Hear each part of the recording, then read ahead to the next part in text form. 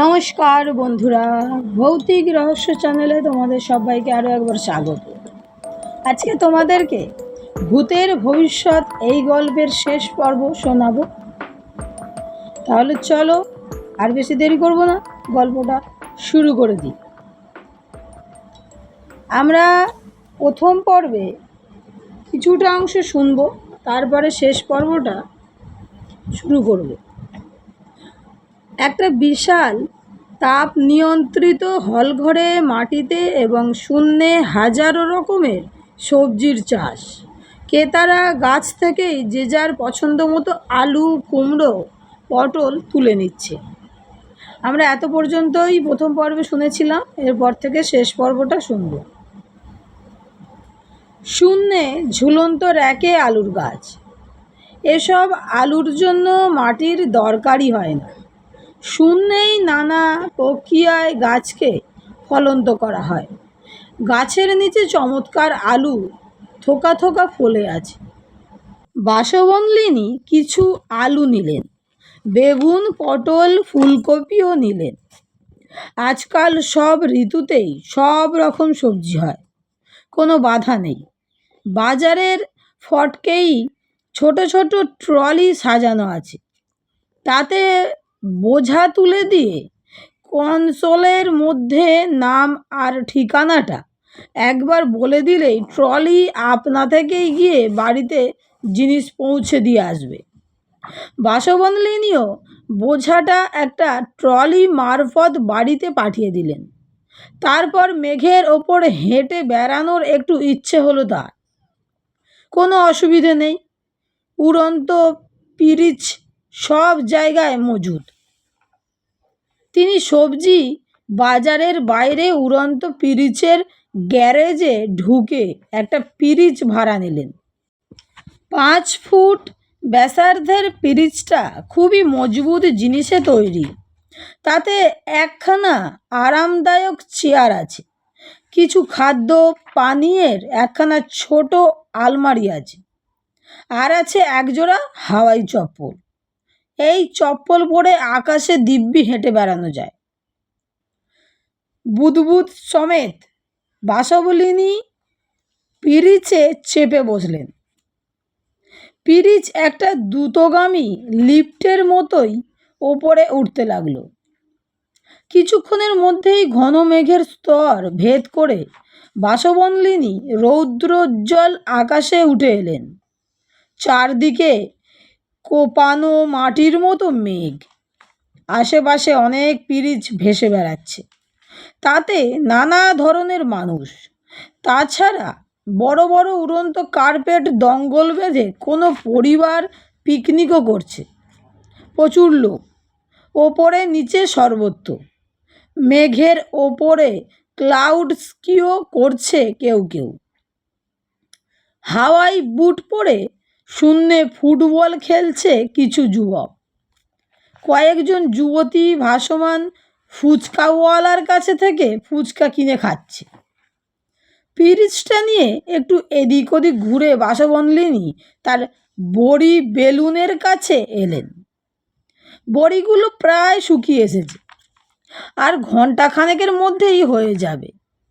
হাওয়াই চপ্পল পরে নামতে যাবেন, এমন সময় ঠিক একটা কুমড়োর আকৃতির উড়ুক্কু গাড়ি তার সামনে থেমে গেল।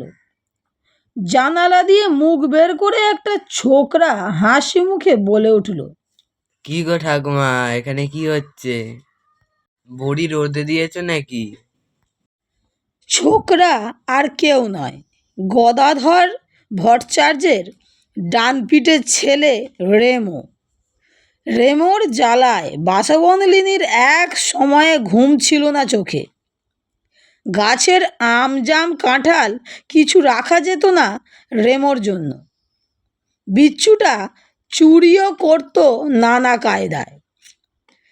একখানা লেজার গান দিয়ে টপাটপ পেরে ফেলত ফল পাকুড়। তারপর একটা খুদে পুতুলের মতো রোবটকে বাগানের দেয়াল টপকে ঢুকিয়ে দিত। ফল কুড়িয়ে নিয়ে চলে আসতে রোবটের কোনো অসুবিধেই হতো না। এই বড়ি বেলুনের রোদে দেয়া আচার আমসত্ত্বেও বড় কম চুরি করেনি রেমো। তাই তাকে দেখে বাসবনলিনী একটু শঙ্কিত হয়ে বললেন, আজ রাতে বড়ির ঝাল রাঁধবো, তোকে একটু পাঠিয়ে দেবো খন। রেমো একটা দীর্ঘশ্বাস ফেলে বলল, হ্যাঁ, রাতের খাবার যে কোথায় জুটবে কে জানে। কেন রে, কি হলো? আর বলো কেন, গত 1 মাস ধরে বৃহস্পতির চারিদিকে ঘুরপাক খেতে হয়েছে। আজ সবে ফিরছি। ফিরতে ফিরতে রেডিওতে বদলির অর্ডার এলো। আজই ইউরেনাসে রওনা হতে হবে। সেখানে রোবটরা নেমে মানুষের থাকার মতন ঘরবাড়ি তৈরি করেছিল। শুনছি সেই সব রোবটদের কয়েকজন নাকি ভারী বেয়ারাপনা শুরু করেছে, মানুষের কথা শুনছে না। কয়েকটা রোবট পালিয়ে গিয়ে বিপ্লবীর দল করেছে। বাসবনলিনী চোখ কপালে তুলে বললেন, বলিস কি রে, এ তো সব বনেছে কাণ্ড। রেমো একটু হেসে বলল, তোমরা পুরনো আমলের লোক ঠাকুমা, এই যুগের কোনো খবরই রাখো না। তবে ভালোর জন্যই বলে রাখি, রোবটদের ঘরের কাজে বেশি লাগিও না। খাবার দাবারে বৃষ্টি সব মিশিয়ে দিতে পারে। একদম বিশ্বাস নেই ওদের। শুনে বাসবনলিনীর বুক ধড়ফড় করতে লাগলো। হৃৎপিণ্ডটা কলের না হলে বুঝি বা হার্ট ফেলই করতেন। কোনো রকমে সামলে নিয়ে বললেন, তা এইসব কাণ্ড হচ্ছে, কিন্তু কই মুখ পোড়ারা খবরের কাগজে তো কিছু লেখে নে। রেমো হেসে কুটি পাটি হয়ে বলল, তুমি সত্যি আদ্যিকালের বদ্যি বুড়ি হয়ে গেছে ঠাকুমা। বলি, খবরের কাগজে খবর লেখে আর ছাপে কারা তা জানো? অটোমেশিনের পাল্লায় পড়ে সবই তো যন্ত্র মগজের কবজায় চলে গেছে। তারা কি রোবটদের দুষ্টুমি করা ছাপবে? সবই তো জ্ঞাতি ভাই, তালায় তালায় সকলের ষাট। এমনকি রোবটরা তো রোবট ল্যান্ডও দাবি করে বসেছে। ধর্মঘট, আইন অমান্যের হুমকি দিচ্ছে। এসব শুনুনি? না বাছা, ওসব শুনিনি। আপন মনে বসে আঁকছি, অত শত খবর তো কেউ বলেও নি। যাই ঠাকুমা, মা বাবার সঙ্গে একটু দেখা করি, ইউরেনাসে রওনা দেব। সময় বেশি নেই। রেমো চলে যাওয়ার পর বাসবনলিনী হাওয়াই চপ্পল পরে একটু শূন্যে পায়চারি করলেন। বাতাস এখানে বড্ড পাতলা, শ্বাসের কষ্ট হয়। তাই বাসবনলিনী তার অক্সিজেন রুমাল মাঝে মাঝে নাকে চেপে ধরছিলেন। কোনো দুষ্টু ছেলে যেন একটা কুকুরকে হাওয়াই জুতো পরিয়ে আকাশে ছেড়ে দিয়েছে। সেটা ঘেউ ঘেউ করে পরিত্রাহী চেঁচাতে চেঁচাতে কাজ দিয়ে ছুটে গেল। আজকাল আকাশেও খুব একটা শান্তি নেই। কিন্তু রোবটদের কথায় বাসবনলিনীর দুশ্চিন্তা বেড়ে গেছে। মন স্বস্তি পাচ্ছে না। মোক্ষদা, খেদি, পেঁচি, রোহিণী, মদনা, যামিনী, এরকম অনেকগুলো রোবট কাজের লোক আছে বাসবনলিনীর। তার ওপর রোবট গয়লা, রোবট ধোপা, রোবট নাপিত, রোবট ফেরিওয়ালারাও অভাব নেই। এদের যদি বিশ্বাস না করা চলে তবে তো ভীষণ বিপদ। এরপর আছে রোবট ডাক্তার, রোবট নার্স। বাসবনলিনী খুবই দুশ্চিন্তায় পড়ে পিরিচে উঠে নিজের বাড়িতে ফিরে এলেন। এসে দেখলেন আশুবাবু গঙ্গারামকে হিন্দিতে বকাঝকা করছেন। গঙ্গারাম নাকি বাগান কোপানোর কাছে ফাঁকি দিয়ে বসে বসে বিড়ি টানছিল। আশুবাবু খুব তেজি গলায় বলছিলেন, পেট কবি বিড়ি फूकेगा तू? कान पकड़ के ऐसा मोचर देगा जे अक्केल एकदम गुडुम हो जाएगा, বুঝেছিস? গঙ্গারাম একটু বোকা গোছের রোবট। তার কাজ বাগানের মাটি কুপিয়ে চৌকস করা। রোবটরা কখনো বিড়ি টিড়ি খায় না, ওদের এতকাল কোনো নেশা টেশা ছিল না। বাসবন্ধলিনী আশুবাবুকে ইশারায় আড়ালে ডেকে বললেন, শোনো, এখন চাকর বাকরদের ওপর অত হম্বিতম্বি করো না, দিনকাল পাল্টে গেছে। আশুবাবু খুব রেগে গিয়ে বললেন, কিন্তু আসপদ্দা দেখো, কাজে ফাঁকি দিয়ে বিড়ি খাচ্ছে, এতটা বাড়াবাড়ি কি সহ করা যায়? বাসবল্লিনী চাপা গলায় বললেন, আহ, আস্তে বলো, শুনতে পাবে। বলি কি, রোবটরা যে সব দল বেঁধে বিপ্লবী টবলবী কি সব শুরু করেছে তা শুনেছ? আশুবাবু একটু বিস্মিত না হয়ে বললেন, শুনবো না কেন, খুব শুনেছি। চতুর্দিকে সেবাটাজ শুরু করেছে বেটারা। আজকারা পেয়ে এমন মাথায় উঠেছে যে এখন রোবট ল্যান্ড চাইছে। এরপর হয়তো আমাদের দিয়েই কাজের লোকদের কাজ করাতে চাইবে। বাসবন্ধলিনী ভীতু গলায় বললেন, সব সব জেনেও গঙ্গারামের ওপর চোটপাট করছিলে?